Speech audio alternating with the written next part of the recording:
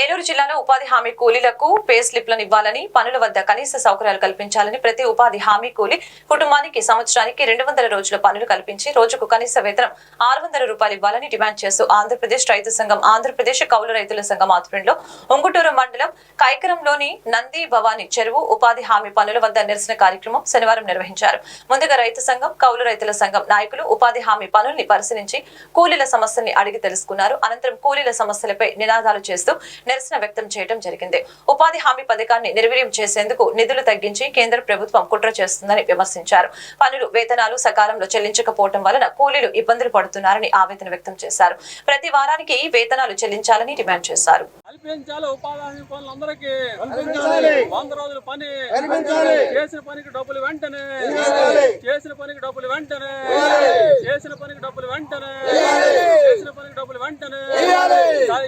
మంచినీళ్ళు,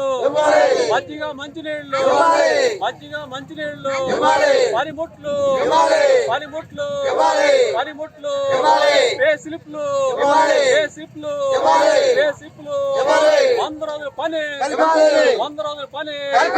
కనీస వేతనం 600, 200 రోజుల పనులు, 200 రోజుల పనులు, ఆదుకోవాలి ఉపాధి హామీ కూలీలను, ఉపాధి హామీ కూలీలను, ఉపాధి హామీ కూలీలను, ఉపాధి హామీ కూలీలను, ఉపాధి హామీ కూలీలను, ఉపాధి హామీ కూలీలను, ఉపాధి హామీ కూలీలను. కేసీఆర్ ఆంధ్రప్రదేశ్ రైతు సంఘం ఏలూరు జిల్లా కార్యదర్శి. ఈరోజు కైకరంలో జరుగుతున్న ఉపాధి హామీ పనుల్ని మేము రైతు సంఘంగా పరిశీలించడం జరిగింది. అయితే ఇక్కడ చూస్తూ ఉంటే పనులకు సంబంధించిన కనీస సౌకర్యాలు ఇక్కడ ఏమి కల్పించిన పరిస్థితి కనబడట్లేదు. మజ్జిగ, మంచినీళ్ళు లేవు, టెంట్లు అందుబాటులో లేవు, మెడికల్ కిట్లు లేవు. అయితే పనులు అయితే చేస్తున్నారు తప్ప 100 రోజులు పనులు కల్పించట్లేదు. కేవలం 3 వారాలు, 4 వారాలు మాత్రమే పనులు కల్పిస్తూ ఉన్నారు. దీనివల్ల పెద్దగా ఉపయోగం జరగట్లేదు. కూలీ కూడా తక్కువ వస్తూ ఉన్నది.